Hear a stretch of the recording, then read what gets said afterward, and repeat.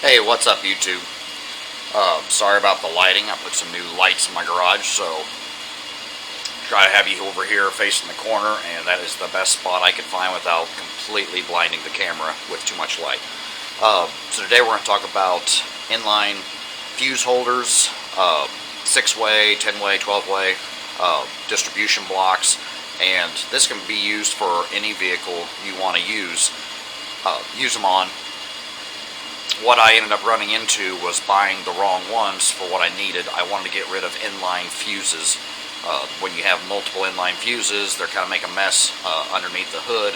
Trying to find which one's which, remembering, hey, was the blue wire, white wire, whatever, and which one they went to. You can always label them, of course, but it's still a mess. It's nice to have a box that the actual fuses are in for a lot of those auxiliary things you have on your car, whether it be lights or stereos, whatever the case may be, cameras. So anyway, I finally got the right one I needed. So I wanted to talk to you about, so those 4-way, 6-way, 8-ways, those get connected to the battery, and those are distribution blocks.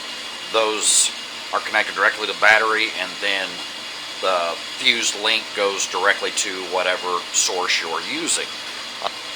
So for your distribution block, in particular, mine, I had the power coming out for the stereo amp. I've got bed lights on the inside underneath my tonneau cover that I wanted power to go to and have an extra fuse for.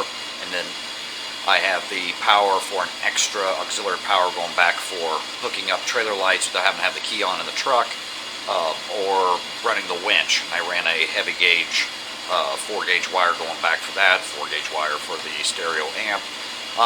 But that power can go back then, and you've got a direct source to where the fuses are at. You don't have to try to rig in a freaking fuse there underneath the dash where that fuse box is at.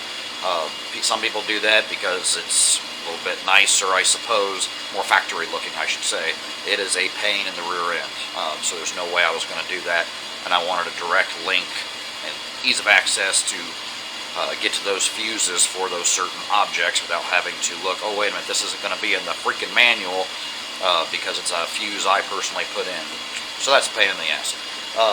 So I also have an inline fuse holder, and what I wanted that for was for the auxiliaries switches that are factory. Now they have their own fuses, they have their own relays. I installed them myself. I've got a video on that showing what it looks like afterwards. I don't think I ever showed the exact install because it's upside down. It's really not easy. Don't try to hold the camera upside down underneath the dashboard when you're doing it. So some vehicles have that. I believe the Fords, definitely, that's what I have, a Ford F-250. The Dodges have them. I'm not sure about the Chevy trucks, whether they have them.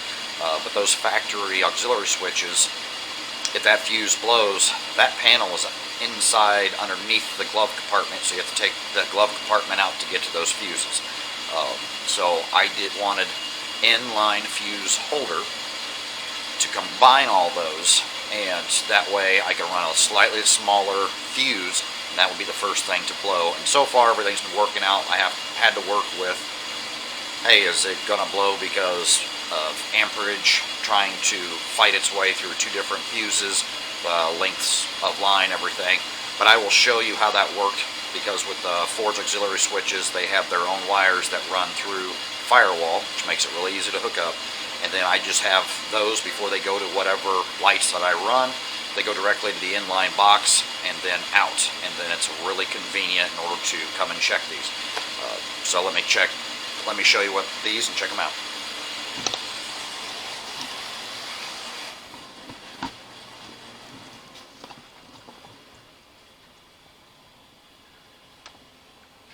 And yes, everyone, I'll be replacing this with a heavier gauge. It was just something I had sitting there, so I will get that taken care of.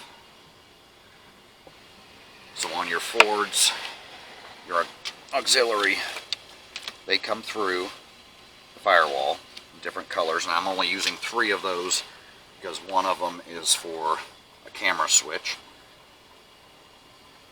So those, they come over here, and I'll label these later, but for ease of you being able to see, so I'm running 20 amp switches, or 20 amp fuses on these right now.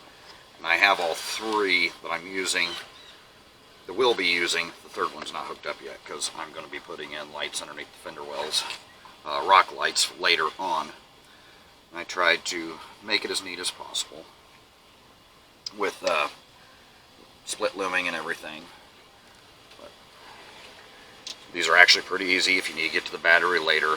This all comes apart.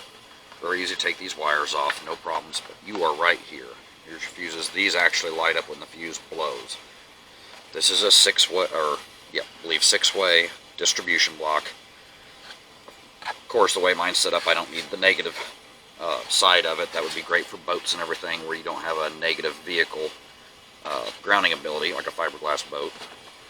Suppose aluminum boat, you'd have to utilize negative and positive to all your accessories. You couldn't use the boat either. This is the inline fuse holder. This was the one that was really difficult. You have to watch your wording. They're not hot right now. When I flip the switch, this goes hot and feeds through, whereas this one is hot all the time. So, just wanted to show you guys that, and if you like it, want to see more, please like and subscribe. Thank you.